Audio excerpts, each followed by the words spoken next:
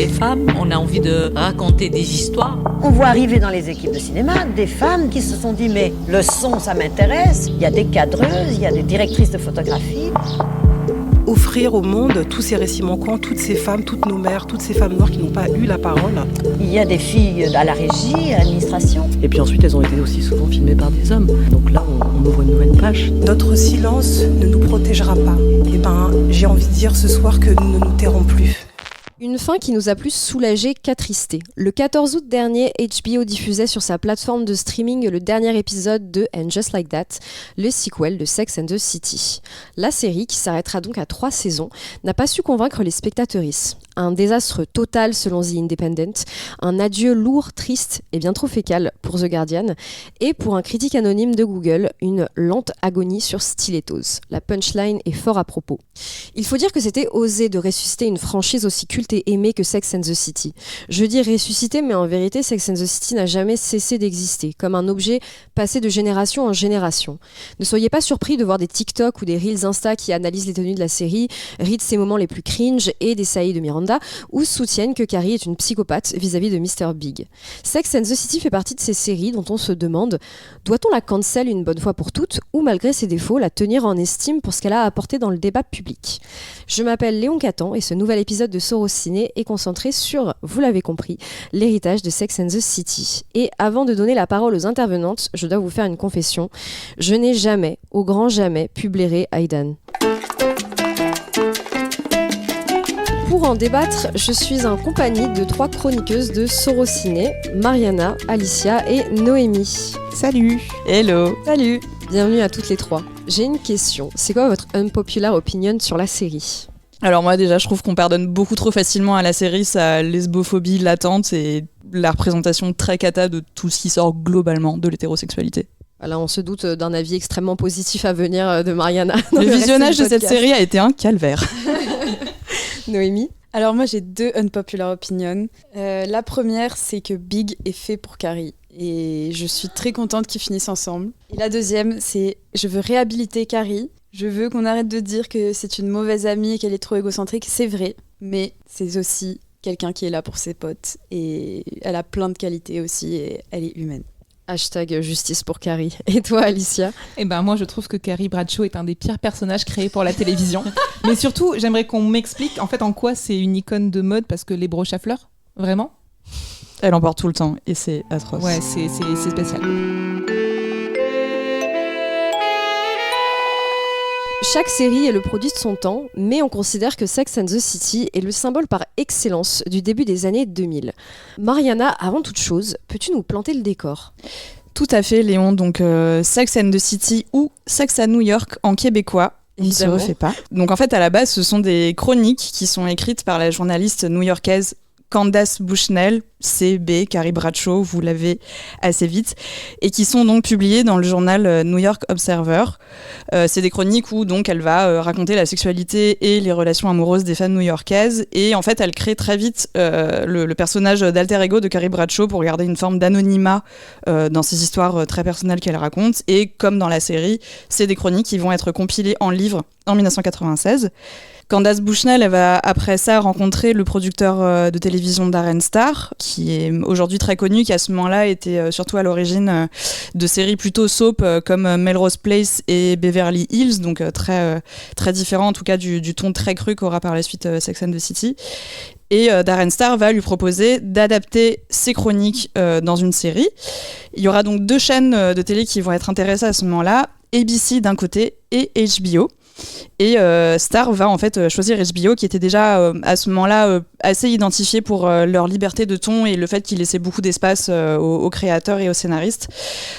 Faut savoir qu'à ce moment-là pour HBO on est dans un moment vraiment pivot de leur histoire. Ça faisait déjà à peu près 20 ans en tout cas qu'ils existaient comme chaîne de télé, mais c'est à la moitié des années 90 qu'ils essayent vraiment d'asseoir leur image de marque en investissement plus largement dans la production de séries originales, et Sex and the City ça va vraiment jouer un rôle fondamental dans la popularité et cette ligne éditoriale très osée, très crue pour laquelle on va connaître HBO aujourd'hui.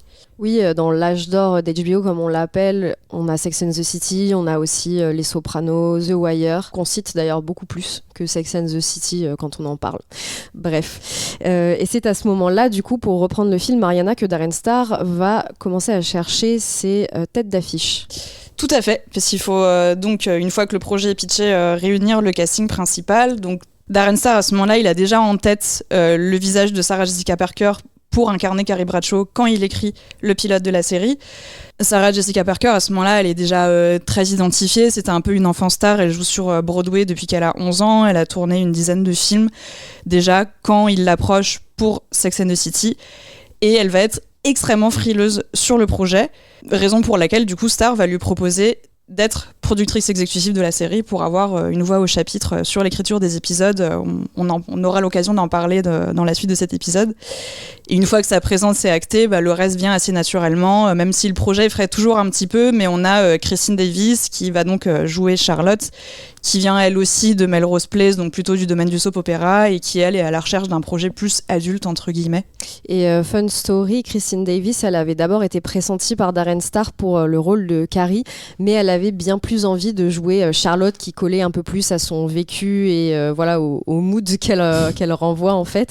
Et aujourd'hui, elle a toujours pas quitté le Sex and the City universe, on va dire, vu qu'elle a un podcast qui s'appelle Are You a Charlotte? Et donc à côté d'elle, on a Cynthia Nixon, qui elle est plutôt identifiée dans le milieu du théâtre pour jouer Miranda, et Kim Cattrall, qui elle donc c'est un élément dans la série, a une dizaine d'années de plus que les autres actrices, et qui elle a déjà une carrière assez remarquable en box-office quand elle rejoint le cast pour jouer donc l'iconique Samantha. À noter qu'en termes d'écriture, la série elle est aussi co-créée par Michael Patrick King, donc avec Darren Star, c'est son deux hommes gays, ça a quand même son importance, on va en reparler dans l'écriture de ces personnages.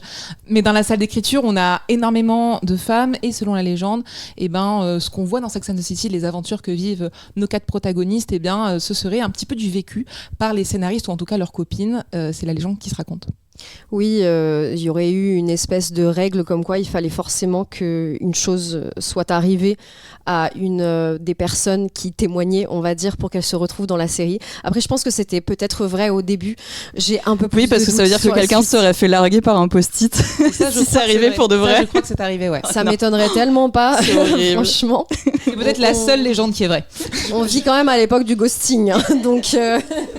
Je crois que la tradition a même été continuée sur And Just Like That pour des problèmes de personnes d'âge plus mature. Et c'est comme ça qu'on se retrouve avec une série de 6 saisons qui raconte les aventures sentimentales et sexuelles surtout de 4 trentenaires.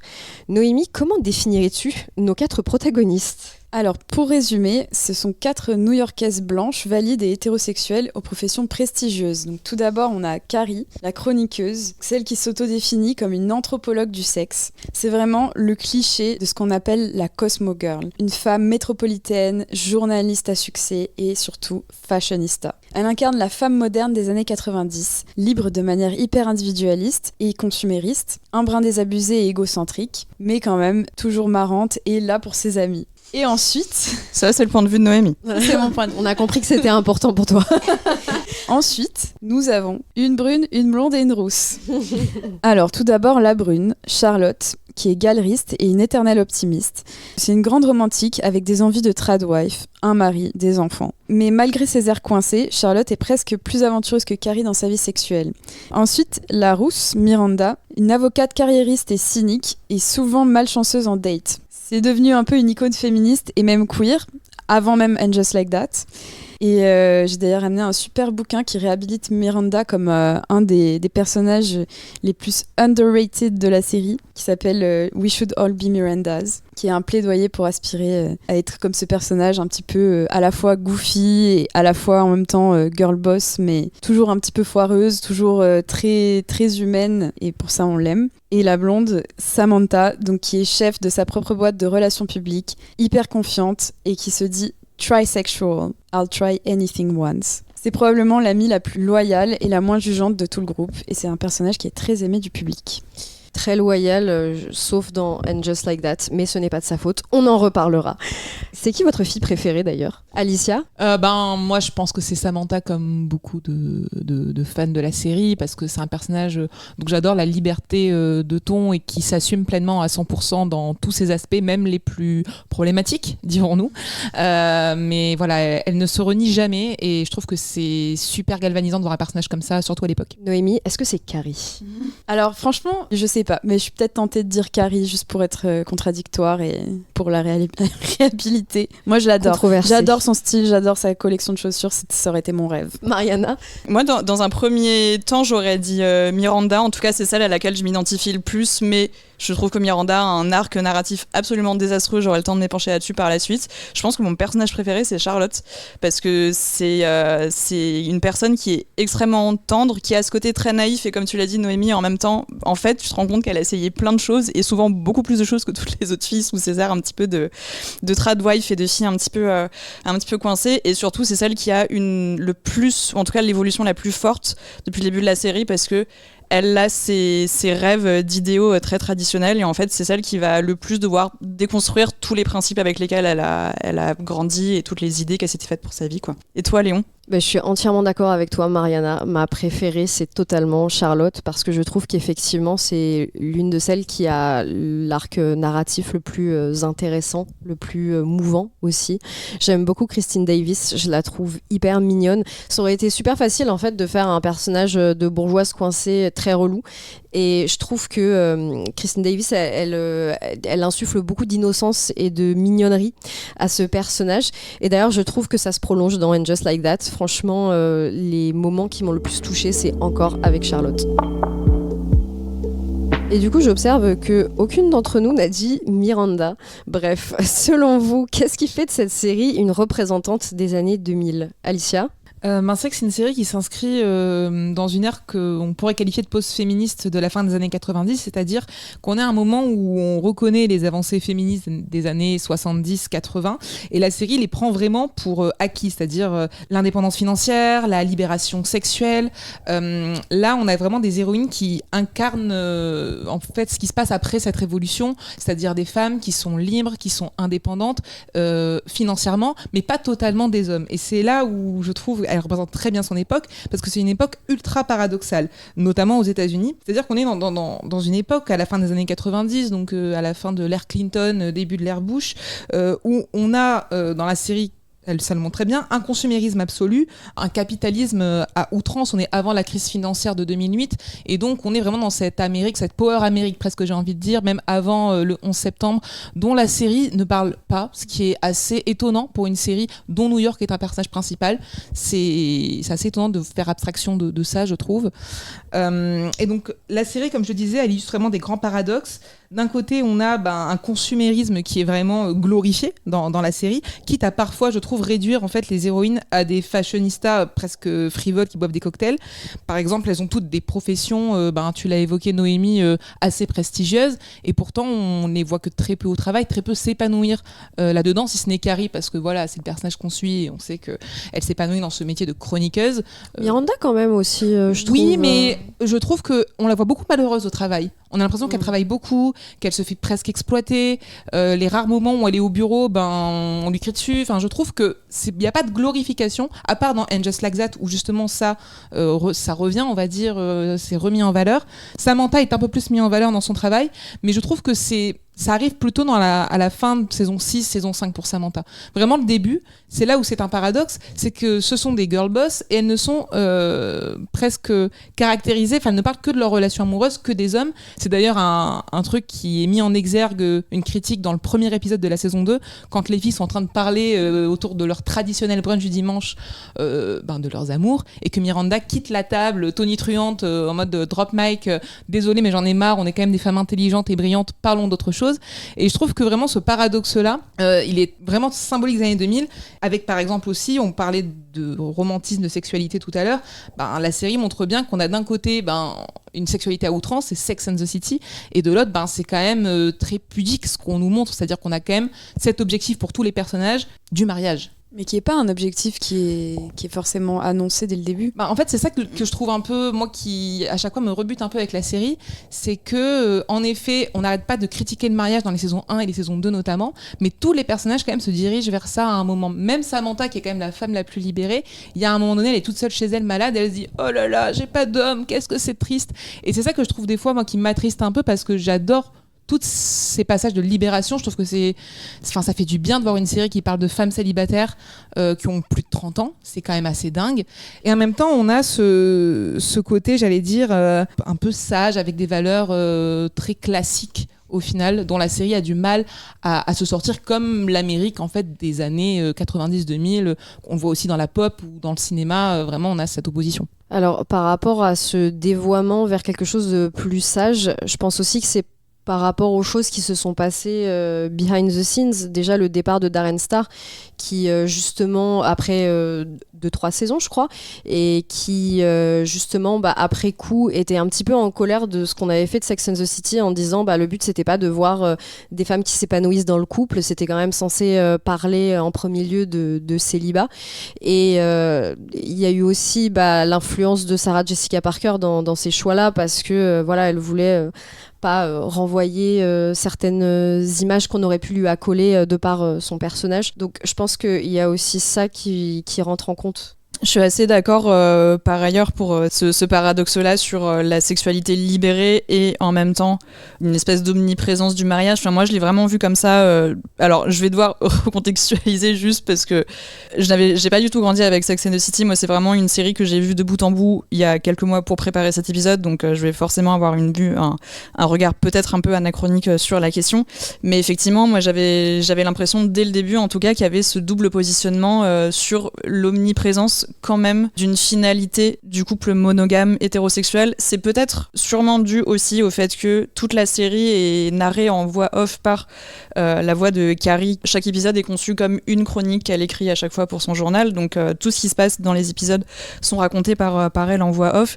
Et Carrie, tu l'as dit Noémie, mais c'est un peu pas tout à fait comme Charlotte, mais elle a aussi un côté de grande romantique. Enfin, elle a beaucoup de relations, elle a beaucoup de coups d'un soir, mais il y a quand même cette finalité qui est présentée dès le début du désir d'une relation monogame, parce que dès le premier épisode, elle rencontre celui qui va être son love interest sur les 6 saisons, qui est Mr. Big, et que c'est quand même une question qui va revenir d'épisode en épisode, de bout en bout de la série, il va être là, et la question est est-ce que oui ou non je me mets avec lui. Donc le fait qu'il y ait quand même cette omniprésence-là de son discours à elle, et Charlotte qui est aussi effectivement verbalement très obsessionnelle sur la question du mariage. En tout cas, moi je l'ai vraiment vécu comme ça aussi, cette idée de la femme moderne, la femme libérée, c'est une femme qui est libérée sexuellement, mais qui a quand même la finalité de se marier, quoi. Oui, la femme moderne, la Cosmo Girl, mais aussi celle qui croit au girl power, finalement, puisque c'est une vision qui est hyper à la mode au début des années 2000, avec en figure de proue le groupe des Spice Girls. Les Spice Girls qui d'ailleurs sont les héritières en quelque sorte des mouvements féministes musicaux qu'il y a pu y avoir dans les années 90, avec par exemple le punk féministe qu'on appelait le Riot Girl aux États-Unis, et qui justement prônait des valeurs sororales, mais aussi des valeurs anticapitalistes, ce qu'on a complètement perdu, parce que il y a eu cette transition du coup du mouvement social à l'objet marketing que pouvaient constituer les Spice Girls. Alors après, moi j'adore les Spice Girls, c'est pas le problème, mais il faut admettre que leur vision du féminisme, elle est assez dépolitisée finalement. Oui, tout à fait, et c'est en ça aussi je trouve que la série est symptomatique des années 2000, c'est-à-dire que certes c'est féministe, on peut pas le nier, mais c'est un féminisme qui aujourd'hui nous paraît très en retard, parce qu'on a, comme tu le disais tout à l'heure Noémie, quand même 4 héroïnes qui sont blanches, valides, hétéros, et je rajouterais quand même bourgeoises. Ce sont toutes des femmes qui vivent à Manhattan et qui ont quand même un certain portefeuille en leur possession. Donc c'est vrai qu'elles sont quand même assez loin du combat des droits des femmes tel qu'on l'entend aujourd'hui. C'est-à-dire que le féminisme de la série, il est tout sauf intersectionnel. On en reparlera avec And Just Like That, bien sûr, qui va essayer de rattraper ça. Et Léon, tu voulais ajouter quelque chose d'ailleurs à ce sujet ? Oui, je trouve que ça rejoint pas mal la thèse des universitaires Anthea Taylor et Katrina Giltr qui sont citées dans un article qui s'appelle Violence in the Hand of Women. En fait, c'est 2 chercheuses qui ont une vision assez pessimiste du féminisme d'aujourd'hui, qu'elles appellent le féminisme marchand. Elles saluent le progrès du mouvement, dans le sens où, par exemple, le girl power qu'on citait a poussé les femmes à être plus à l'aise avec comment elles s'habillent et se présentent.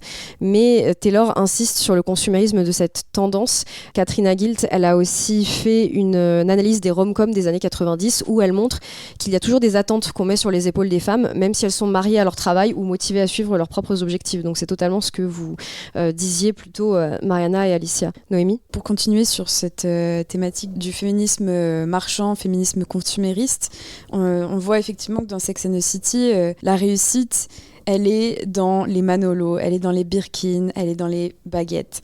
Et si vous vous rappelez de l'épisode où Carrie se fait racketter et qu'on lui rackette ses Manolo et sa baguette de Fendi. It's not a bag, it's a baguette. Et c'est effectivement là-dedans qu'on est au début. Et moi, j'aurais un avis un petit peu divergent. Alors certes, nos personnages finissent toutes dans des relations hétéronormées, mais elles ont aussi en même temps dépassé un aspect matériel de leur vie. Et ça montre aussi une certaine évolution de l'objet vers la relation humaine, qui reste normée, comme je le disais, mais en fait, au final, on voit que c'est des personnes qui recherchent avant tout des relations humaines, des relations avec leurs amis, avec leurs amoureux, et de pouvoir compter sur les gens. Et je trouve que pour une série qui a été faite dans des années de néolibéralisme et d'hyper-individualisme, c'est quand même quelque chose de fort à noter comme message, quoi.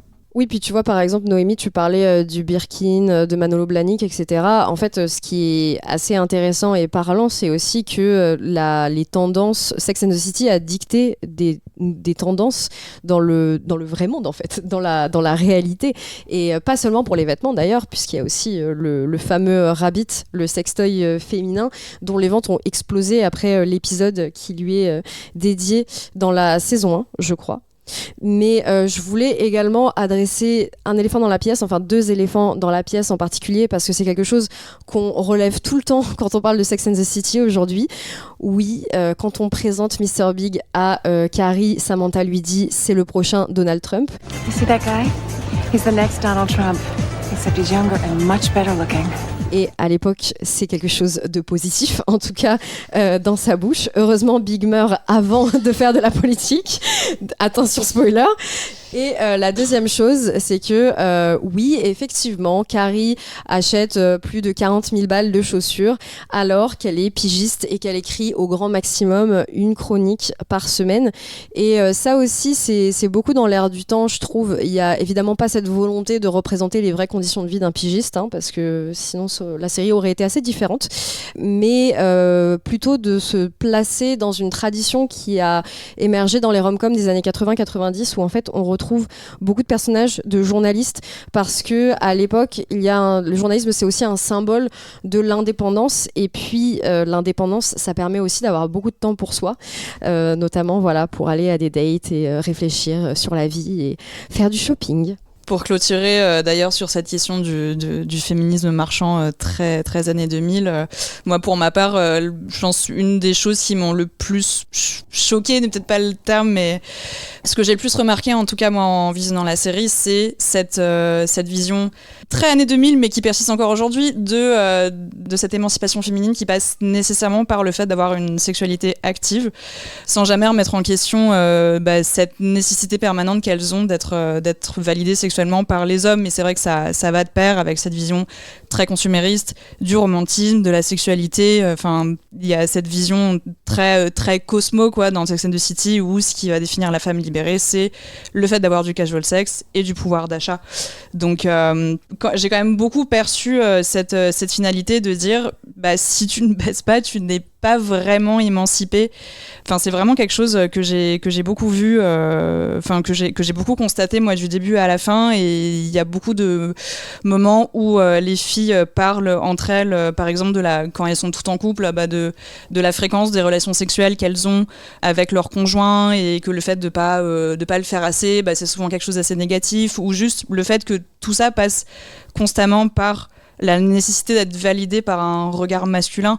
On va s'attarder un peu plus sur la question plus tard, mais moi il y a vraiment un épisode qui m'avait assez marqué où Miranda, donc il y a un moment dans la série où elle a un enfant, donc après son accouchement elle se sent plus désirable et elle se rend compte qu'elle a suffisamment minci pour pouvoir remettre un jean moulant qu'elle mettait avant.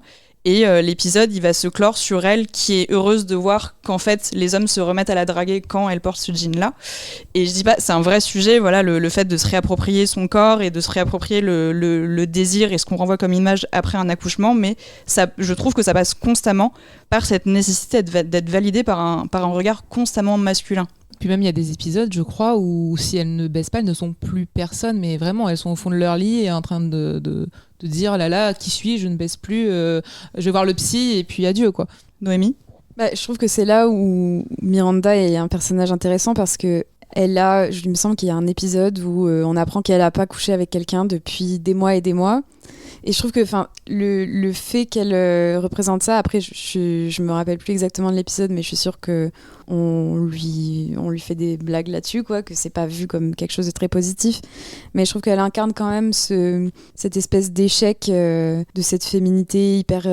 avec une injonction à la sexualité avec des hommes. Elle est un petit peu... à part de ça, elle essaye des choses et ça marche pas toujours. Et même si je suis d'accord qu'il y a cette omniprésence du regard masculin, elle représente quelque chose d'un peu à l'écart et c'est pour ça que c'est un peu une icône queer aussi. Et c'est marrant et d'ailleurs ça va nous permettre de passer à la partie 2, donc sur est-ce que c'est une vision novatrice de la sexualité et de l'amitié féminine. En fait, je suis pas totalement d'accord avec ce que vous venez de dire, dans le sens où Mariana, ne me fais pas ce regard, je ne me sens pas bien accueillie. Je suis pas tout à fait d'accord parce que en fait, certes, ça s'insère dans un schéma dominant d'injonction à la sexualité, etc. Mais en même temps, il faut pas oublier que certes, on a une injonction à être sexuel dans la modernité, mais il faut pas non plus être trop sexuel. C'est gênant en fait pour qu'une femme parle de sexualité crûment. Voilà quoi, il faut aimer le faire. Mais par contre, si on commence à vraiment parler de plaisir féminin, de ce qu'on fait, etc. on va quand même être slut-shamé. Et je trouve que c'est encore vrai aujourd'hui et que du coup, la série, par rapport à ça, est quand même assez audacieuse, je pense. Je ne suis pas choquée par l'omniprésence du sexe parce que je trouve que c'est le sujet de la série et que du coup, ça nous montre pas tant une émancipation obligée par le sexe, mais une forme d'émancipation de certaines femmes. Vu que c'est le concept, en fait, du coup, je suis pas vraiment choquée par ça. Ça s'inscrit dans une forme de féminisme pro-sexe, en fait, cette série. Oui, voilà, exactement. Et du coup, c'est vrai que je trouve que, mine de rien, même si les injonctions, elles sont contradictoires, etc., il y a quand même une volonté d'aller là où beaucoup de séries ne vont pas et sont un petit peu prudes, je trouve. Surtout à l'époque, là où je trouve que la série est extrêmement subversive, c'est pas tant dans ce qu'elle montre d'ailleurs, parce qu'il n'y a pas d'érotisation des corps, c'est quelque chose que j'aime beaucoup, c'est que on voit beaucoup de sexe, notamment dans les saisons, à partir de la saison 3, Samantha, on la voit dans toutes les positions possibles et inimaginables, vraiment inimaginables, mais c'est plus sous une forme ludique en fait. Je trouve que on n'a pas de regard masculin qui va montrer les corps de manière fractionnée. Quand on les voit prendre du plaisir, et je trouve qu'il y a un aspect assez jouissif et presque pédagogique. C'est-à-dire quand on regarde la série assez jeune, moi je l'avais vue je crois à 20 ans, mais en fait c'est marrant parce qu'on commence sa sexualité et c'est rigolo parce qu'on apprend presque des trucs entre guillemets, je mets des gros guillemets, mais je trouve qu'il y a un côté un petit peu, on aborde tous les sujets, y compris les MST, y compris toutes les pratiques même les plus inavouables entre guillemets, et je trouve que c'est hyper décomplexant. Et là la série, on peut vraiment l'applaudir pour ça, pour ce qu'elle a amené, parce que ça n'existait pas avant Sex and the City, et il y a eu des bébés Sex and the City depuis, mais je trouve qu'on n'a pas retrouvé cette liberté de ton, en tout cas dans les mots, depuis. Alors, je suis d'accord avec tes arguments, Léon. Non, mais je suis d'accord sur le principe qu'évidemment, c'est le principe de la série de parler de la sexualité des femmes et que par là même, c'est normal qu'elles ne fassent quasiment que parler de ça dans toutes leurs interactions. En fait, le truc, c'est que je trouve, mais c'est peut-être aussi un regard un peu anachronique parce que faut pas oublier le fait que MeToo est passé par là entre-temps et a vraiment révolutionné notre manière de raconter, de représenter les scènes de sexe et de représenter la sexualité féminine. Mais en fait, je trouve que dans cette omniprésence justement de sexualité, il y a des trous, il y a des zones d'ombre, et notamment sur la question, je pense qu'on va être un peu obligé d'en parler, mais des violences sexuelles. Parce que quelque chose qui m'a un peu frappée, c'est qu'il y a justement par cette injonction tacite à la sexualité pour l'émancipation, il y a à certains moments dans la série des relations sexuelles qu'ont ces femmes qui ne sont pas totalement consenties. Je pense notamment à Samantha et Miranda qui parfois se retrouvent dans des situations où voilà, on sent qu'il y a un moment où la relation aurait dû s'arrêter, mais elle finit par se terminer par la jouissance de l'homme, parce que c'est comme ça que ça doit se passer.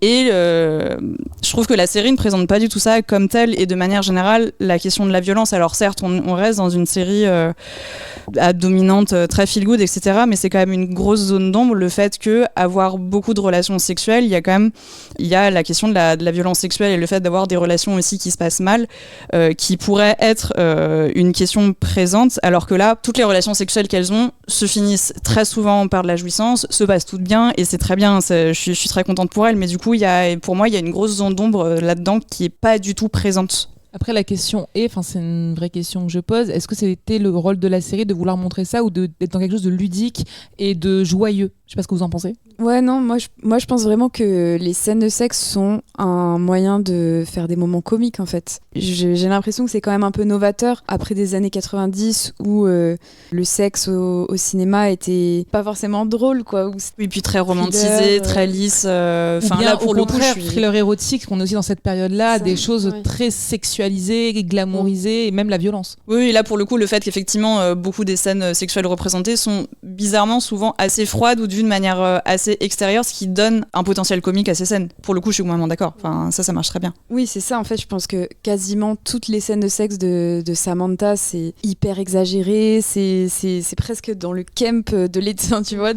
C'est aussi un homme gay qui représente des relations hétéros, donc c'est assez marrant là-dessus. Et puis, moi, je fais même le lien avec la série Girls et les scènes de sexe toutes hyper cringe, imaginées par Lena Dunham, où aucune des scènes de sexe ne sont sexy. Fleabag aussi. C'est vrai qu'il n'y aurait pas eu de Fleabag sans Sex and the City. Ça fait partie vraiment des héritiers des bébés Sex and the City dont je parlais. Oui, c'est ça. On en parle très peu, mais au début, Carrie brise des fois le 4e mur et s'adresse directement aux spectateurs pour parler de ses aventures amoureuses, etc. Oui, c'est une super idée ça d'ailleurs. Ouais, c'est quelque chose qu'ils abandonnent assez vite dans les premiers épisodes, mais oui, il y avait ce côté justement très anthropologique, très études sociologiques aussi, qui fait qu'elle s'adresse au public directement, quoi. Mais Noémie, tu disais quelque chose, pardon.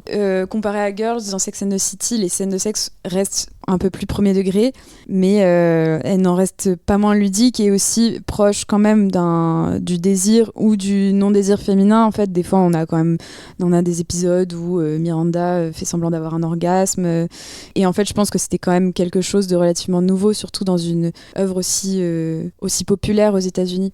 D'autant plus que à l'époque, il n'y avait pas tant de contenu pro-sexe cash que ça.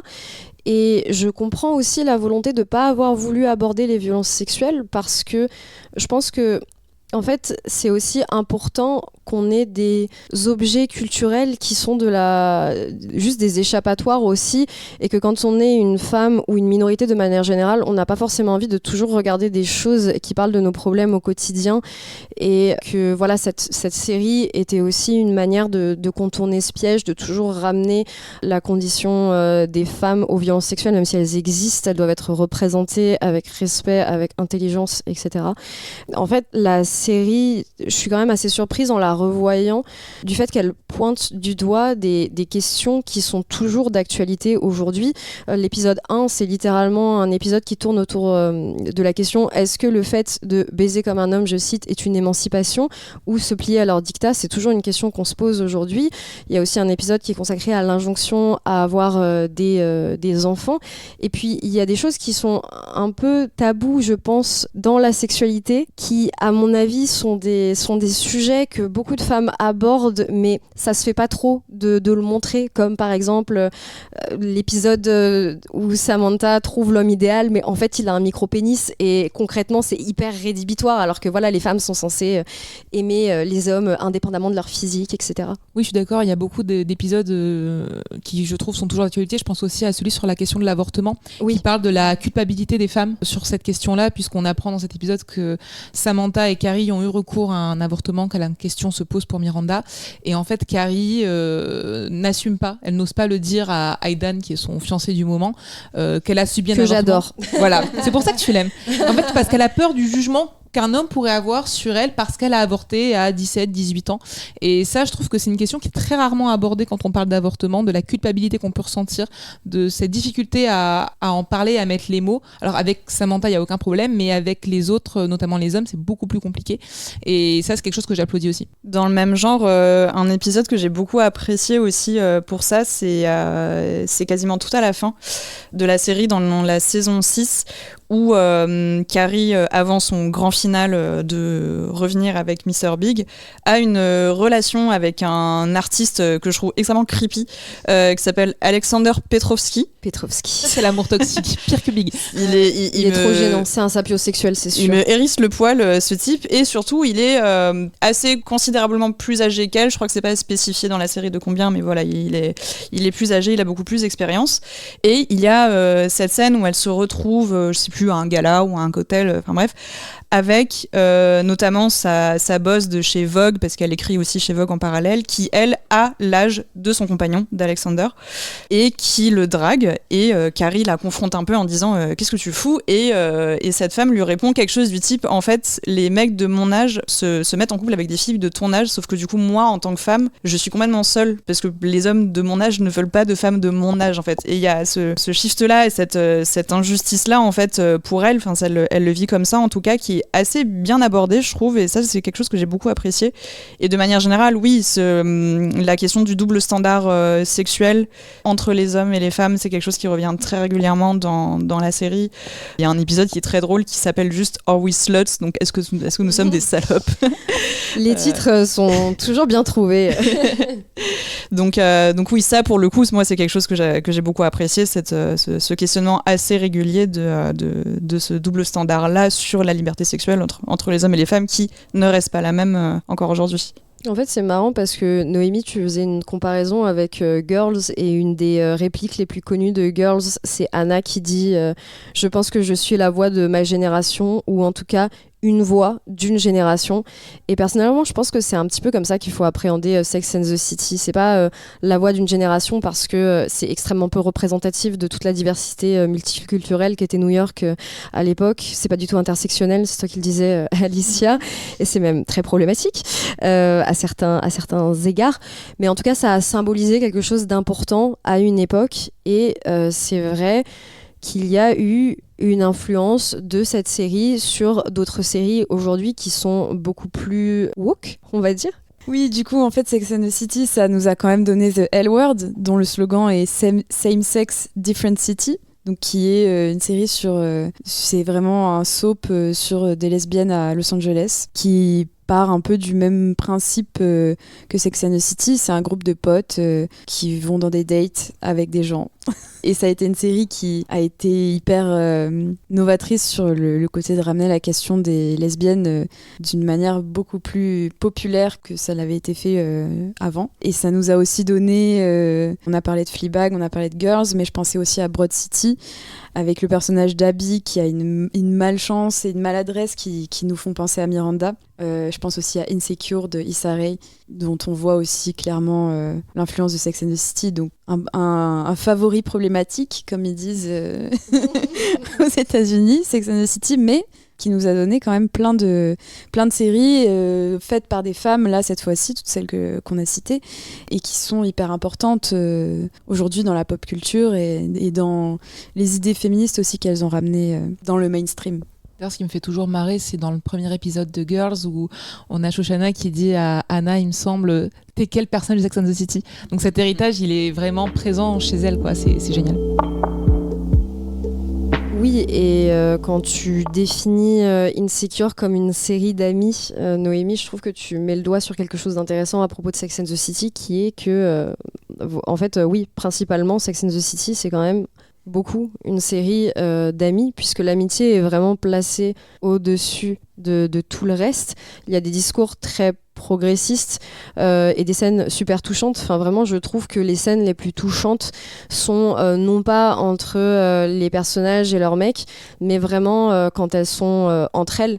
Il y a cette scène hyper belle que tout le monde connaît où Charlotte dit à ses amis peut-être qu'on pourrait être les âmes sœurs les unes des autres, mais je pense aussi à cette scène où Samantha apprend qu'elle a un cancer et ça se passe pendant le mariage de Miranda et en fait elle veut pas lui dire au début pour pas lui gâcher sa journée, mais finalement ça se sait et elles sont ensemble. Ou même quand Charlotte elle a ses problèmes de fertilité, je me rappelle d'un moment qui m'a quand même beaucoup marqué où elle croise Miranda dans la rue, elle lui dit je crois qu'elle a refait une fausse couche, Miranda lui dit tu es sûre que tu veux pas que je reste avec toi, et Charlotte lui dit non, et Miranda lui dit d'accord, et ben je vais rester un peu derrière toi et marcher, et puis tu fais ce que tu veux, quoi. Ça peut souvent arriver en plus qu'on mette en scène des groupes de personnes très différentes en train de vivre toutes sortes d'aventures, et des fois on se demande mais en fait pourquoi ces personnes sont amies, parce qu'elles n'ont pas du tout l'air de partager quoi que ce soit, alors que là on ressent vraiment quelque chose, et la relation entre Charlotte et Samantha est une des plus touchantes parce qu'on pourrait penser qu'elles sont à l'opposé les unes des autres, mais il y a plusieurs épisodes qui nous montrent là où elles se rejoignent et aussi l'étendue de l'amour qu'elles ont l'une pour l'autre. Oui, la baby shower, qui est un des premiers épisodes, il me semble, de la saison 1, où les filles vont toutes à la baby shower d'une de leurs amies, et elles se rendent compte, en tout cas Charlotte se rend compte que l'amie a volé le nom du futur bébé de Charlotte et l'a donné à son bébé. Et Samantha prend tout de suite sa défense. What's going on? She stole my baby name. You bitch. Let's go. Et je pense que c'est dans ces moments-là où on voit que leur amitié surpasse tout. Et d'ailleurs aussi, leur amitié, ce sont les seules relations qui sont pas ou très peu remises en question. En fait, toutes les relations avec les hommes, enfin avec leurs amoureux, amoureuses parfois, ce sont des relations passagères. Et l'amitié, c'est le socle qui reste, et qui reste vraiment tout le long, à tel point que dans le dernier épisode, Big demande la permission aux 3 amis de pouvoir passer en 4e place et de pouvoir être avec Carrie, et je trouve que c'est hyper touchant, quoi. Mais la série aurait pu s'arrêter là. Quand tu dis c'est vous les 3 amours de sa vie, ça aurait été joli. Mais c'est vrai que Samantha, elle cristallise beaucoup ça, parce que c'est vrai qu'on en parle beaucoup comme le personnage qui en soi a pas vraiment d'histoire dans la série quand on y pense. Enfin, on a un peu l'impression à certains moments qu'elle est plus là pour avoir cet archétype-là pour la complémentarité de ces 4 copines, d'avoir celle qui a la sexualité hyper libérée, ce qui du coup donne lieu à beaucoup de comiques, que ce soit pour ces relations qui sont présentées de manière très graphique, ou par le fait que du coup elles se retrouvent dans tout un tas d'histoires pas possibles. Mais au-delà de ça, il y a aussi le fait surtout que c'est celle qui est le plus généreuse en amitié, en fait, et c'est vrai que ça c'est assez fondamental, et même encore aujourd'hui elle est très identifiée sur les réseaux sociaux quand il y a un petit peu des revivals de cette série. C'est vraiment ce qui est appelé la girl's girl, enfin c'est vraiment celle qui sera toujours là pour soutenir les copines quelles que soient les emmerdes qui leur arrivent, et qui les fera jamais passer derrière un mec, derrière une relation. Et effectivement je pense que c'est important qu'on s'y attarde sur ce personnage là aussi, parce que vraiment je pense on peut avoir tendance à l'essentialiser à quelque chose de très sexuel, parce que c'est cette vibe là qu'elle apporte, alors que déjà elle a un côté quand même extrêmement iconique, et que les meilleures punchlines globalement de la série c'est elle, mais que surtout elle a vraiment ce rapport vraiment hyper loyal à l'amitié, quoi. Chose qui sera du coup évidemment inexistante dans Just Like That, mais ça sera encore un autre sujet. Et qui est aussi beaucoup plus floue dans les films parce qu'on on se rappelle de Sex and the City, le premier film. Elle est atroce dans les films. Enfin, je comprends pas. Où elle presque insulte Miranda parce qu'elle a des poils au maillot et qu'elle a pas eu le temps de s'épiler. Et en fait, c'est là où on voit que les scénaristes perdent un peu le fil, j'ai l'impression, et perdent un peu leur personnage parce que, en fait, on se dit que Samantha, elle ferait jamais ça dans la vraie vie. Elle a au moins 2 ou 3 storylines sur les poils pubiens, donc je pense que ce serait pas la première à juger. Et en fait, ce qui est intéressant, c'est que moi, je trouve que la sororité, elle n'est pas présente dès le départ. C'est-à-dire que, certes, dans la partie de la saison 3, 4, 5, 6, on est vraiment là-dedans par rapport à toutes les scènes que vous avez déjà citées, qui sont très émotionnelles, avec des arcs narratifs très forts. Mais la première et la deuxième saison, je trouve qu'elles sont vraiment beaucoup dans le jugement des autres femmes. Alors, peut-être pas entre elles, justement, mais on juge beaucoup toutes les autres femmes qui les entourent, notamment toutes celles qui sont mariées, qui sont mères, et elles sont vraiment regardées avec un dédain, avec mépris. Et il y a quelque chose, des fois, qui me gênait un petit peu dans cette manière en fait de juger, en tout cas Carrie, vu que c'est elle qui écrit les articles de Sex and the City, juge ses pairs de manière parfois un peu dure, un peu méchante. Il y a même du slut-shaming par rapport, je crois, à une de leurs anciennes copines qui était un peu frivole quand elle était plus jeune. Oui, et en la gros, reine de la soirée, quoi. La reine de la soirée, il y a des flashbacks où vraiment c'est pas très sororal, quoi. C'est pas très sympa, sachant que Samantha pourrait être aussi qualifiée de cette manière-là à certains moments, quoi. Donc je trouve que la série s'est vraiment bien arrangée avec le temps sur cette thématique-là, mais au début les problèmes étaient présents, quoi. Alors moi je trouve que c'est quelque chose qui disparaît pas vraiment dans le reste de la série, justement, ce côté C'est vraiment présent quand même, je trouve. il y a quand même plusieurs trucs. Alors je vais citer des sources, mais je pense il y a quand même beaucoup de moments où ce fait de juger les autres filles, pour moi c'est quelque chose qui revient très régulièrement, et je pense alors ça va faire partie des nombreuses choses très problématiques sur lesquelles on va s'attarder après. C'est parti, non? Mais let's go. On commence. C'est le moment d'être le jingle problème. Parlons des problèmes. Mais non, mais je pense par exemple, alors je vais garder le plus gros pour la fin, mais je pense par exemple déjà dans un premier temps, je crois que c'est vers la fin justement quand Carrie date un autre écrivain donc qui s'appelle Burger, et si je dis pas de bêtises, je crois que c'est là qu'elles se rendent toutes les 4 dans un bar qui est beaucoup beaucoup moins huppé que ce qu'elles fréquentent d'habitude, parce qu'elles sont toujours dans le dernier bar, la dernière boîte à la mode, très tendance et tout. Là elles vont dans un truc un peu rock, un peu glauqui, selon elles et tout. Et elle tombe notamment sur un groupe de 4 filles qui sont un peu leur alter ego, mais pas chic en fait, qui par ailleurs sont aussi toutes racisées toutes les 4. Et il y a une espèce de confrontation qui se passe parce que ces filles-là leur parlent super mal. Enfin, il y a un truc qui est que j'ai trouvé très bizarre moi à ce moment-là, justement, de une espèce de rivalité féminine qui était un peu gratuite. Mais surtout, je pense aussi à un autre moment dans la saison 3 où Samantha se rend compte qu'en bas de chez elle, il y a des prostituées transgenres qui font leur travail de nuit. Et elle en parle ensuite à ses copines et elle est extrêmement choquée de certaines phrases qu'ont pu dire ces travailleuses du sexe en bas de chez elle, alors qu'on parle de Samantha qui a sorti toutes les pires punchlines de la série à ce niveau-là. Et là, tout d'un coup, notamment parce qu'il y a quelque chose de très transphobe dans cet épisode-là, parce que tout l'épisode a un nombre de phrases atroces sur le fait que ce sont à moitié des hommes, enfin moitié hommes, moitié femmes, des hommes qui se font passer pour des femmes ou l'inverse, etc. Et Samantha, à ce moment-là, juge énormément les paroles. Je parle même pas de leur travail ou de ce qu'elles auraient pu faire, mais juste les phrases qu'elles ont dites en disant c'est pas possible, c'est le truc le plus glauque que j'ai jamais entendu de ma vie, c'est dégueulasse, etc. Donc je trouve que ça a quand même ses limites, ce truc sororal qui pour moi perdure évidemment entre toutes les 4. Elles ont une amitié qui est tout à fait louable à plein d'aspects, mais en revanche je trouve que ce truc-là de rivalité féminine et qui continue quand même jusqu'à la fin. Ah oui, non, mais en plus c'est gravissime. Et puis cet épisode-là, il y a un bonus classisme, vu que... Et ça, on n'en parle pas forcément souvent quand on parle de cet épisode, mais il faut pas oublier que Samantha, elle a acheté un appartement dans ce quartier parce que c'était moins cher, que du coup elle est venue gentrifier, et maintenant elle se plaint parce que elle vit avec des pauvres. Enfin, c'est un cas d'école. Et elle finit par acheter leur silence. Finalement, oui, tout peut se résoudre avec de l'argent dans Sex and the City. Puis par ailleurs, il faut qu'on parle aussi de la bisexualité. qui je pense c'est moi vraiment la chose qui m'a le plus choquée de la série, enfin en tout cas vraiment parmi les points extrêmement problématiques, il y a ça, il y a cet épisode dans cette même saison 3 où Carrie sort avec un jeune homme bisexuel. Et vraiment, pour elle, c'est un no-go. Et du coup, ça donne lieu à... La bisexualité, c'est juste... une route pour Gayland. Ouais, une autoroute pour Gayland. C'est littéralement ce qu'elle dit. Et il y a une quantité de phrases de ce genre où, en fait, oui, on en revient à des clichés homophobes et biphobes sur le fait que les bi n'existent pas. C'est simplement des gays qui l'assument pas. Oui, ou alors c'est un truc de jeune aussi. Et parce c'est un truc très tendance. Ouais. Elle conclut qu'elle est juste trop vieille pour les trucs de la nouvelle génération. Quoi. Mais c'est vrai qu'il y a beaucoup de gens qui ont pointé du doigt à juste titre que Carrie a beau être une anthropologue du sexe, soi-disant, elle est hyper prude. La bisexualité, ça n'existe pas.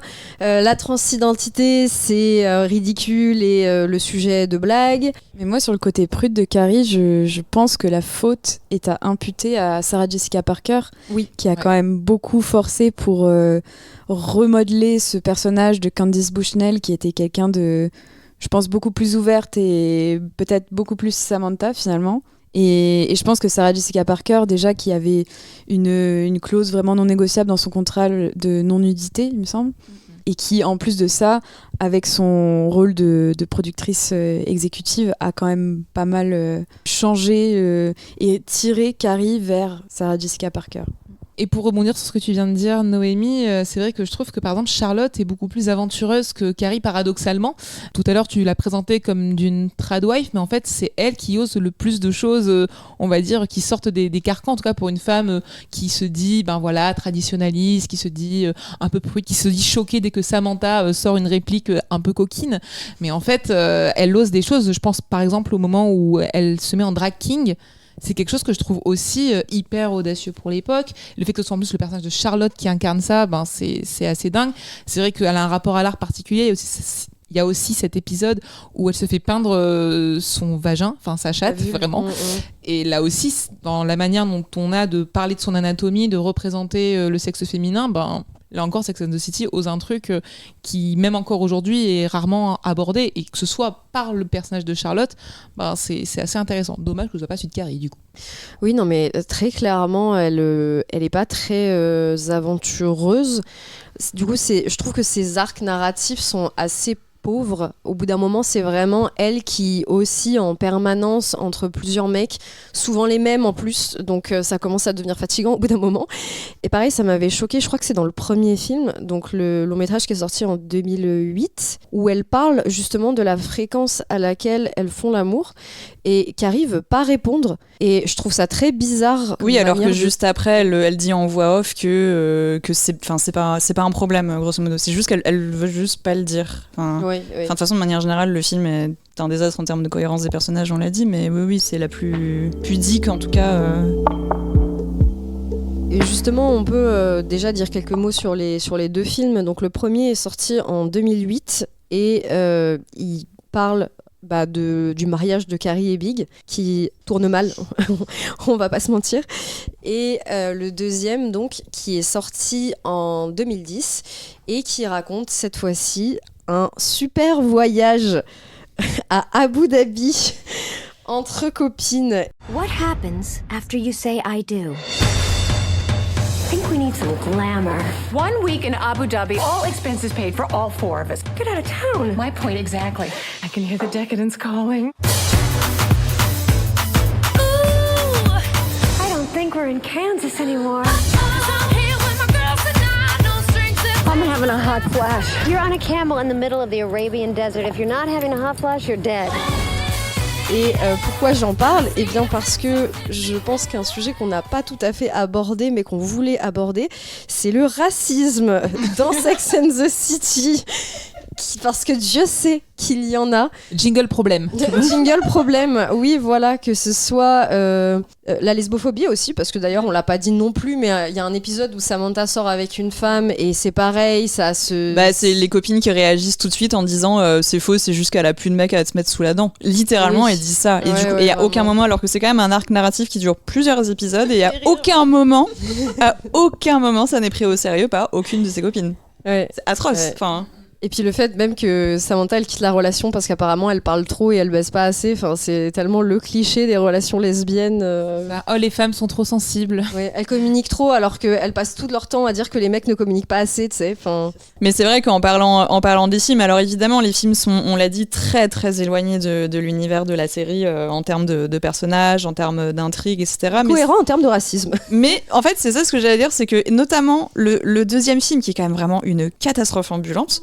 Mais je trouve qu'il y a quelque chose de presque un peu cohérent dans le sens où, pour moi, le deuxième film a vraiment cristallisé tout ce qui me hérissait le poil dans la série, vraiment tous les aspects négatifs. Vraiment, le deuxième film, c'est si l'impérialisme américain était un film, ça serait Sex and the City. Parce que vraiment, littéralement, c'est au bout il y a une première demi-heure où il se passe des choses, des gens se marient, on s'en fiche un petit peu. Et au bout d'un moment, Samantha se fait offrir un voyage tout frais payé à Abu Dhabi par un de ses clients. Et elle dit, j'y vais si je peux amener mes copines avec moi. Donc elles se retrouvent toutes les 4 à aller à Abu Dhabi, à faire un affichage de marque. Enfin vraiment, les films, on l'a beaucoup dit, mais les films sont encore plus que la série, sont très capitalistes. Enfin, il y a vraiment un effet, c'est une avalanche de marques, des marques partout. De luxe. C'est vraiment du des luxe de publicités partout. ambulantes, je pense. Ouais.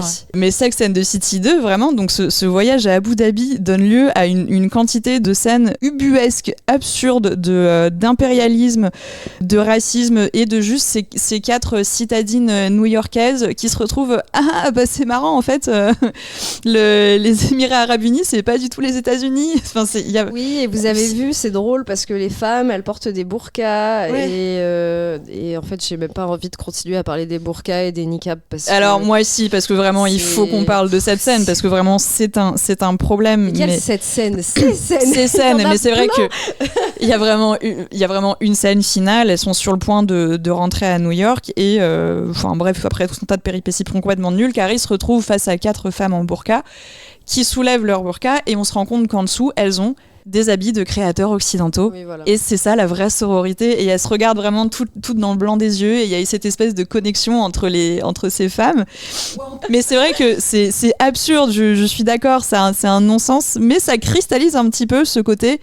En fait, c'est comme s'ils poussaient vraiment à l'extrême ce curseur de ce truc ultra consumériste, ultra capitaliste, qui a quand même déjà beaucoup dans la série, on va pas le nier. Enfin, c'est quand même déjà une avalanche de marques dans la série, ça l'est beaucoup plus dans les films. Ah oui, non, mais c'est incohérent en termes de d'essence d'être humain, mais par contre c'est très cohérent avec l'univers de la série, oui. Mais sur la question du racisme, moi je voulais revenir sur l'épisode qui moi m'a le plus choqué sur cette question-là, mais je pense que je ne suis pas la seule, c'est quand Samantha fréquente un homme noir. Alors déjà, on a une sorte de fétichisation du corps racisé, pas forcément de la part de Samantha, mais presque de ses copines. Elle sont là, lui dire il a une grosse bite noire. Elle dit pas quand même qu'elle sort avec un noir pour voir ce que ça fait. Oui, si peut-être. Et enfin, tout est gênant dans cet épisode. Ça traite vraiment extrêmement mal des relations interraciales, notamment parce que ça se termine parce que la sœur du monsieur est jalouse de Samantha et donc on rentre dans ce cliché de la femme noire hystérique qui est quelque chose d'aussi atrocement problématique. Et au-delà de cet épisode, ça continue plus tard dans la saison 6 je crois, avec Miranda qui fréquente son voisin, et là encore on a une forme de fétichisation de ce personnage-là. Miranda, il faut savoir qu'elle est fan d'un soap opéra avec un couple justement interracial, et on a l'impression qu'elle a un fantasme qu'elle cherche à accomplir dans la vraie vie à travers cet homme qui est le nouveau locataire et avec laquelle va commencer une relation très très gênante jusqu'au bout. Oui, puis autant c'est pas forcément représenté comme ça avec le voisin de Miranda, mais cet épisode avec Samantha, je trouve que ça sert vraiment en plus à prolonger la caractérisation de Samantha comme une femme aventureuse, et du coup elle va date même des hommes noirs. C'est ça. Et elle va dans des clubs avec que des gens noirs. Oh oui, vraiment, c'est vu comme quelque chose de sexuellement aventureux, de juste sortir de son entre-soi blanc pendant 15 secondes, quoi. Mais je pense que justement dans l'épisode où Miranda fréquente son voisin de palier et qui est un homme noir, je pense qu'il y a quand même un petit regard critique là-dessus, parce qu'en même temps Miranda elle regarde une série qui s'appelle Jules and Mimi qui est sur une relation interraciale en fait entre une femme blanche et un homme noir, et en fait le voisin se rend compte qu'elle regarde cette série là et d'un coup la voit un peu d'un autre œil en mode elle veut vivre ce qui se passe dans sa série, donc je suis un petit peu un outil de ça, quoi. Ça a beau le critiquer, enfin, il y a quand même de ça en fait. Moi, je trouve que c'est un peu facile de se dédouaner de cette manière-là, surtout quand ils se séparent après parce qu'elle retourne avec Steve. Enfin, pareil, ils rendent une sorte de forme hystérique à l'humilier comme ça dans l'escalier. Je sais pas, il y a toujours quelque chose qui m'a gênée moi avec cette relation. Bah d'ailleurs, en parlant de Miranda, pour moi, c'est aussi un des principaux problèmes de la série, c'est son arc au cours des 6 saisons de Sex and the City, parce que vraiment, pour moi, c'est quelque chose qui m'a fendu le cœur. C'est quand même un personnage qui est extrêmement intéressant au début. Tu l'as dit, Noémie, elle a ce côté un peu girl boss, entre guillemets, très cynique, très détaché. C'est aussi quelqu'un qui tient énormément à son espace personnel, au fait de séparer un peu les choses et avoir besoin de garder justement son espace intime. Espace intime qui, je vais faire une autre unpopular opinion, mais pour moi est totalement envahi par Steve, que je déteste. je supporte pas ce mec. Entièrement d'accord avec toi. Enfin vraiment, je sais que Steve est un mec assez populaire, mais vraiment je ne comprends pas. Je trouve que c'est juste un gamin qui fait vraiment de la manipulation émotionnelle. L'acteur en fait qui donne un petit côté mignon au personnage. Miranda. Et en fait, ça me désole de voir la trajectoire qu'elle a eue au fil de la série. Je parle pas tant du fait qu'elle essaie d'avoir un enfant. Je pensais que ça allait me crisper. Et en fait, je trouve ça plutôt intéressant, le fait que, en fait, elle tombe enceinte par accident, je crois, dans la 4e saison. Et elle est à un âge, elle a à peu près la quarantaine. Et elle se dit, en fait, j'ai jamais spécialement voulu avoir d'enfant, mais peut-être qu'en fait, c'est ma seule chance. Et peut-être que je vais le regretter si je le garde pas là. En fait, j'ai trouvé ça pas si moralisateur que ça comme intrigue, parce qu'elle envisage quand même très sérieusement le fait d'avorter avant de finalement décider de le garder. On en parlait d'ailleurs de cet épisode-là, le moment où les filles parlent toutes de leurs avortements passés. Enfin, en fait, le truc, c'est que la série se continue ensuite pour se finir dans un truc, je trouve, très conservateur, où cet enfant est un accident qu'elle a eu avec une relation avec Steve. Elle n'est plus avec lui, mais elle finit par se remettre avec lui parce que, en fait, c'est le seul happy end possible, parce que c'est le père de son fils. Et je trouve qu'on sent à ce moment-là qu'elle se sent quand même pas totalement à sa place dans cette vie qui lui est un peu tombée dessus par accident. Et c'est d'ailleurs quelque chose qui va se continuer avec And Just Like That. C'est quelque chose qui va être complètement défait avec And Just Like That. Oui, donc voilà, on a parlé de problématiques de racisme, d'homophobie, de lesbophobie, de biphobie. On a parlé d'hétéronormativité. Eh bien, il s'avère qu'on n'a pas été les seuls à penser ça et que, du coup, en 2021, alors qu'on venait tous de se libérer du Covid, sort And Just Like That. I didn't feel comfortable blurting this out. Blurting what out? I can't sneak around anymore. Back up. Back to truck up.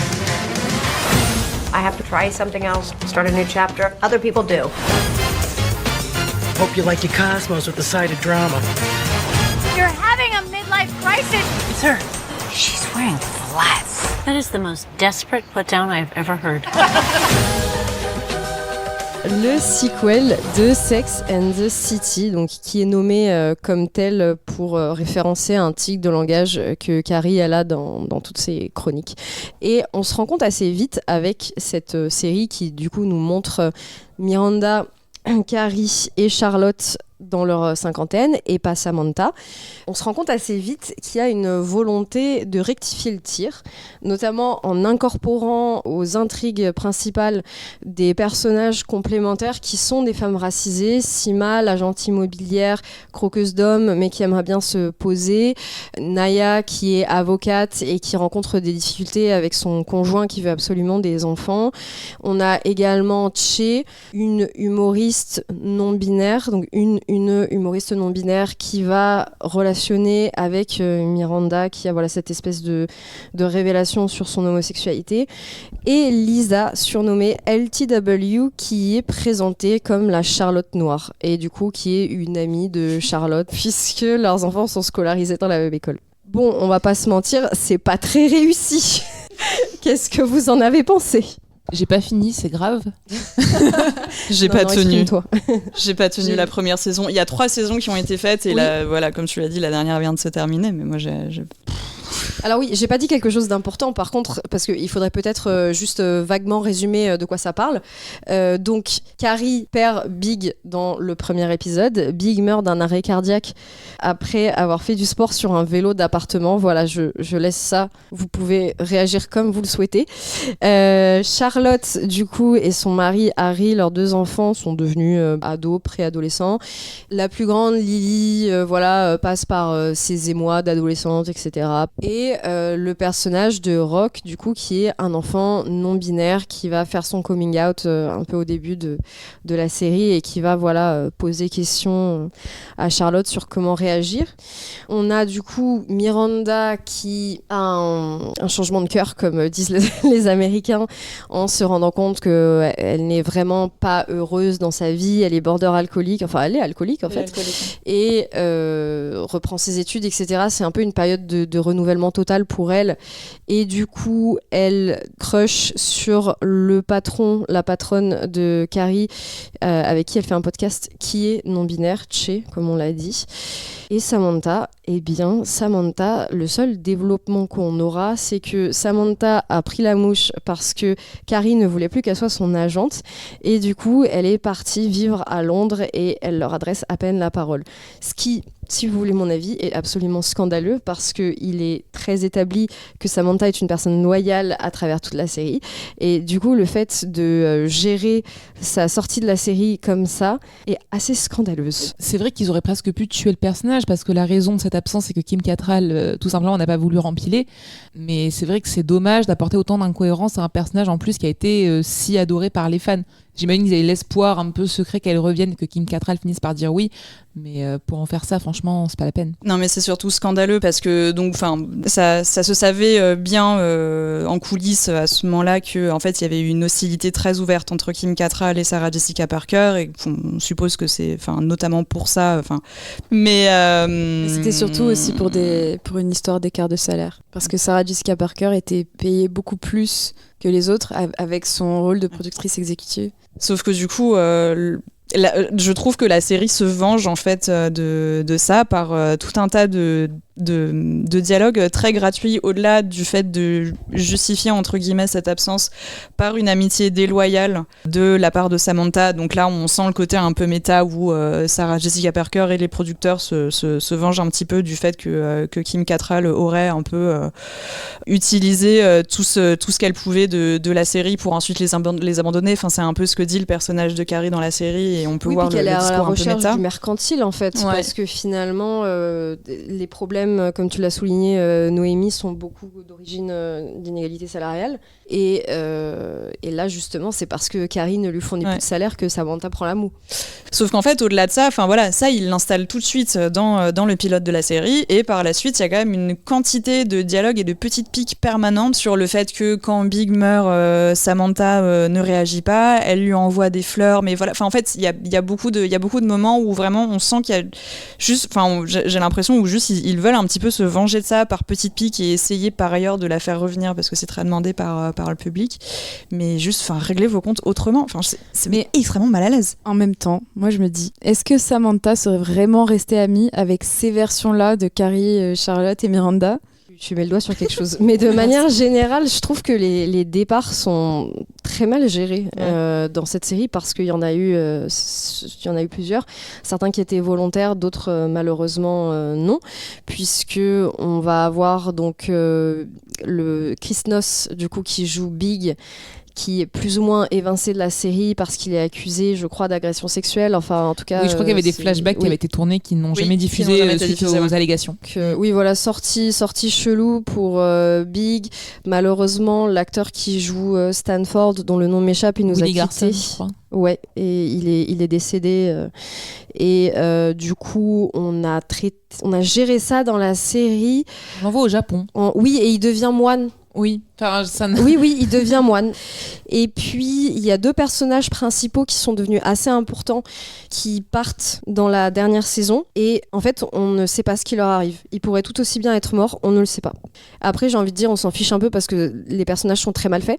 Mais voilà quoi. C'est un petit peu, ça donne un peu une idée de ce qui se passe. En tout cas, c'est vrai que And Just Like That, ce qui est dommage, c'est qu'on voit les cases qui doivent être cochées, en fait. C'est ça qui est assez terrible dans cette série, surtout dans la saison 1, qui est vraiment une accumulation de poncifs. On sent que voilà, il y a eu un cahier des charges, ils ont pris tout ce qui n'allait pas dans Sex and the City, et il faut tout réparer avec les gros sabots, avec des personnages qui n'existent que parce que ils sont queer, ils sont non-binaires, à part, même si c'est vrai que Miranda a un arc narratif intéressant qui est notamment poussé par Cynthia Nixon, qui elle-même est lesbienne et a voulu justement incorporer un peu de son identité au personnage de Miranda, et ça c'est plutôt chouette. D'ailleurs elle réalise plusieurs épisodes de la série. Moi personnellement c'était l'arc que j'attendais sur toutes les saisons de Sex and the City et j'étais contente qu'il arrive là. C'est juste qu'il arrive d'une manière complètement c'est ça, terrible. Et c'est presque artificiel parce que le personnage de Chase il est meilleur dans la saison 2.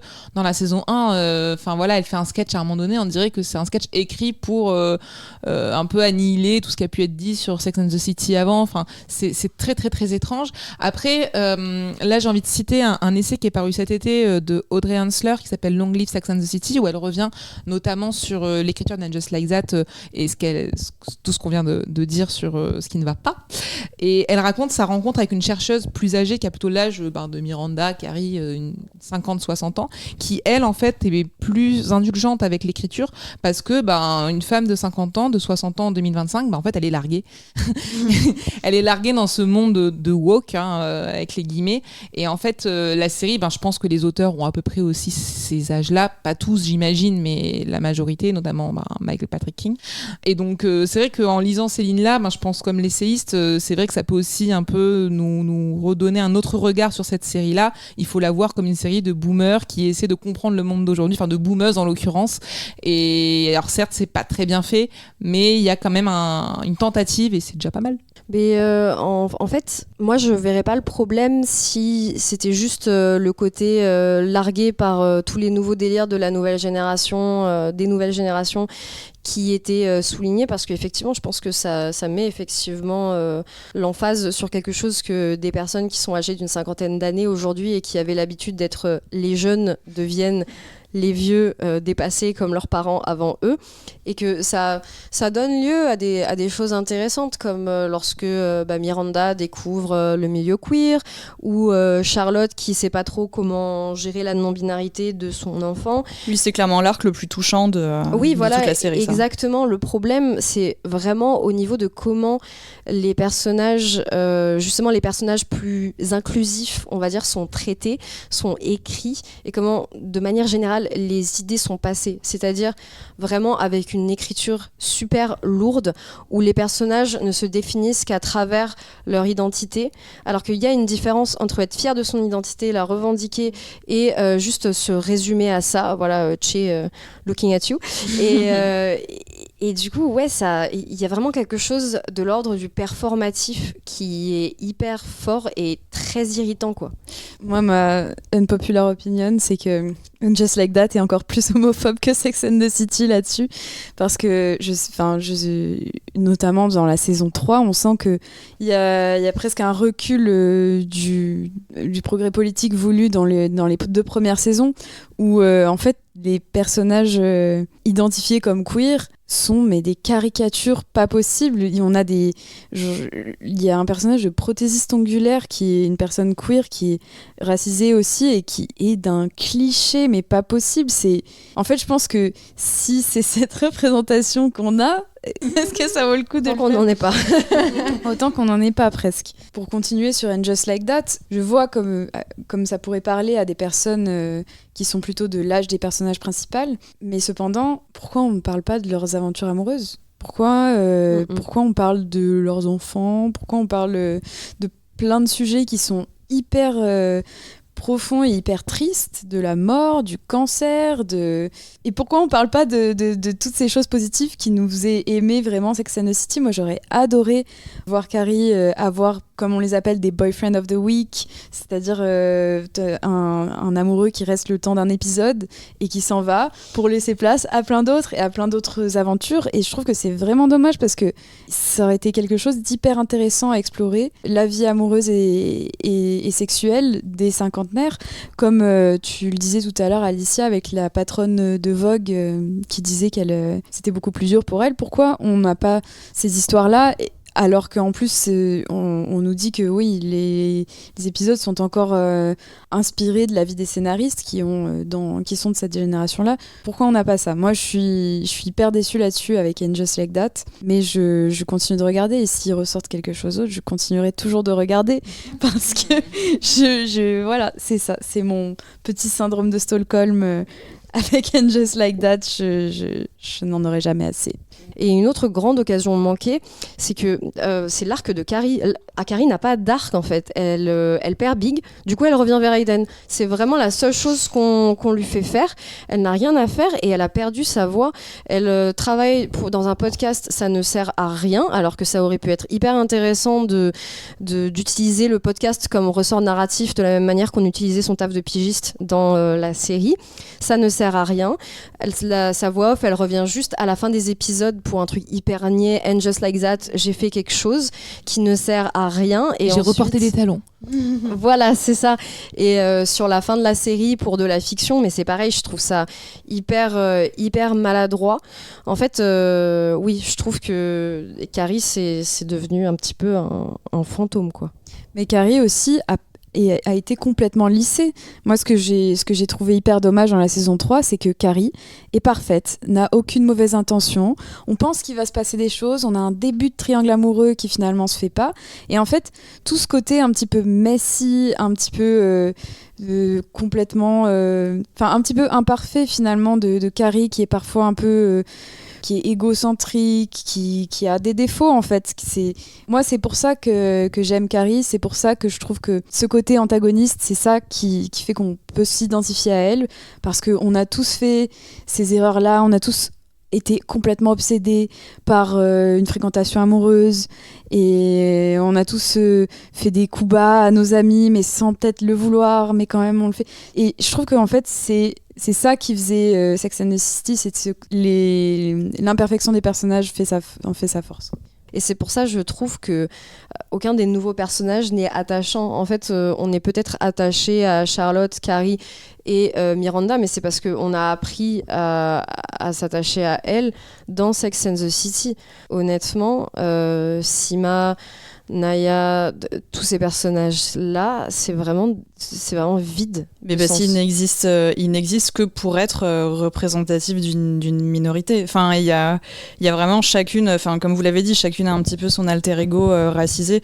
Ça me fait rire parce que dans la première saison, il y a un épisode où Charlotte se retrouve à devoir rechercher des couples d'amis noirs dans son cercle social pour un dîner, et dit je peux pas en avoir un seul parce que sinon on va m'accuser d'être celle qui a juste un couple d'amis noirs en token, en gros, d'être là parce qu'ils sont noirs. Et en fait, c'est littéralement ce que fait cette série pendant toutes ces saisons vis-à-vis de tous leurs personnages racisés. Donc je me dis c'est quand même fou, cette scène vraiment, je me dis c'est fou de pas avoir un recul pareil pour se dire on peut se permettre d'ironiser sur le fait que Charlotte fonctionne en token par rapport à ses amis racisés, alors que c'est littéralement ce qu'ils sont en train de faire.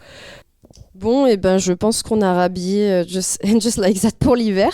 Qu'est-ce que vous avez pensé de la fin, puisque ça s'est fini justement il n'y a pas si longtemps que ça, comme je le disais, Alicia ?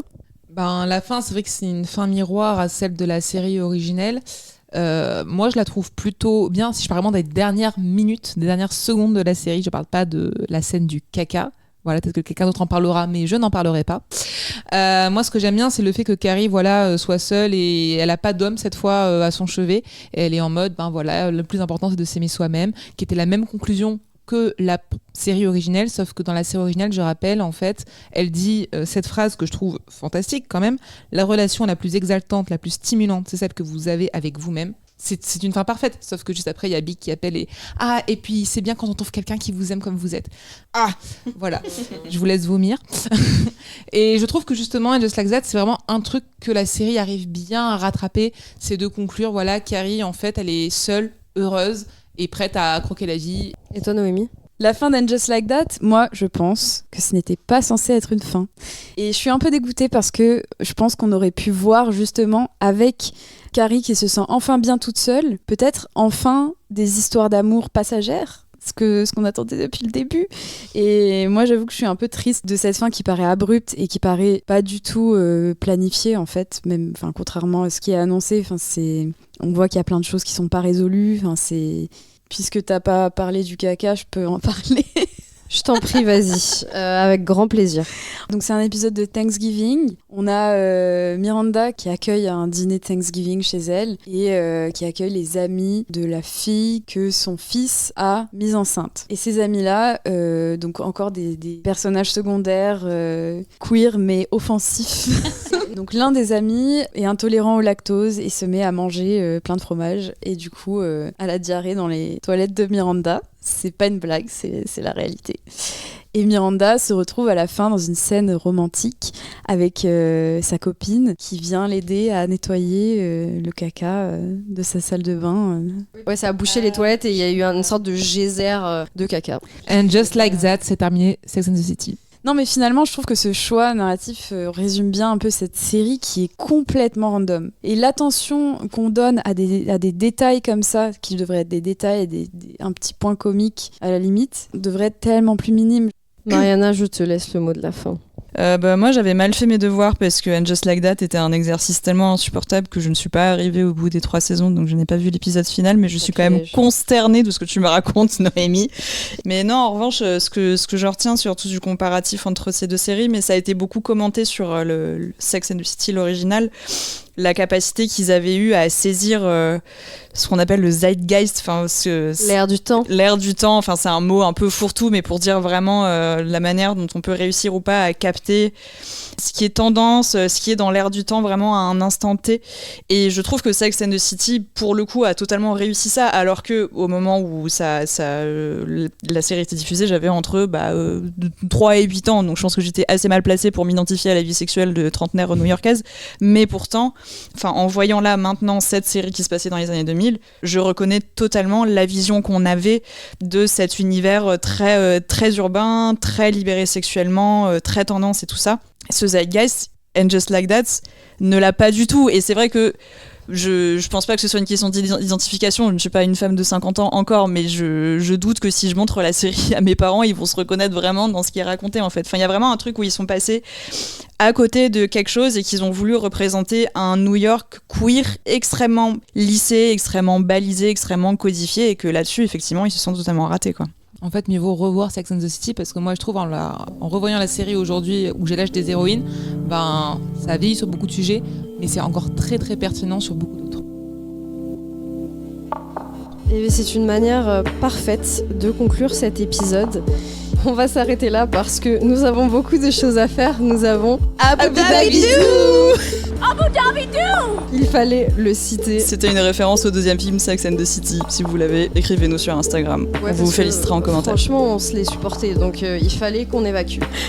Merci beaucoup d'avoir écouté cet épisode jusqu'au bout. On espère qu'il vous a plu. N'hésitez pas à le partager sur les réseaux sociaux ou à nous donner des petites étoiles sur les plateformes d'écoute pour nous le dire. Ça nous fera plaisir.